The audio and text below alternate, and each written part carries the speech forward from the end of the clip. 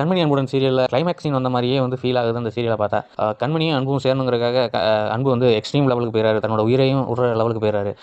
இந்த விஷயத்தை பார்த்து மட்டும் கண்மணி வந்து முடிவெடுக்கல. அவர் நேற்று எபிசோடில் ஏற்கனவே வந்து வெண்ணிலா கூட பேசிட்டு இருக்கிறத ஃபுல்லாக கேட்டாங்க. அப்போ அன்பு மேலே எந்த தப்பும் இல்லாதப்ப கண்டிப்பாக அவர் கூட அவர் சேரணும் அப்படிங்கிறது தான் மனசில் இருந்திருக்கும். இவருக்கு தேவையில்லாதெல்லாம் சாப்பிட்டு தான் உடம்பை கெடுத்துக்கிறாரு, அதை வந்து சொல்லி பார்க்காங்க.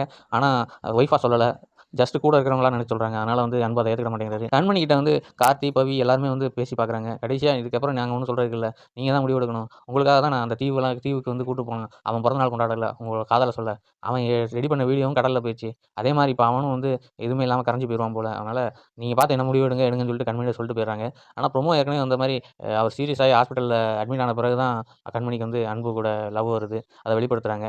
சிவகாமி விஷயம் வந்து என்ன மாதிரி வெளியில் கொண்டு வருவாங்கன்னு தெரியல. அதுவும் இல்லாமல் இந்த வெண்ணிலா வந்து கொடூரமான கொலையெல்லாம் செய்கிற அளவுக்கு ஆளாயிருக்காங்க. அவங்க விஷயமும் வெளியில் வருமா? உண்மைக்கே அவங்கள வீட்டை விட்டு துரத்தி விடுவாங்களா? இதெல்லாம் என்ன நினைக்கிறீங்க நீங்கள் இதை பற்றி? கமெண்ட் பாக்ஸில் கமெண்ட் பண்ணுங்கள். தேங்க்யூ.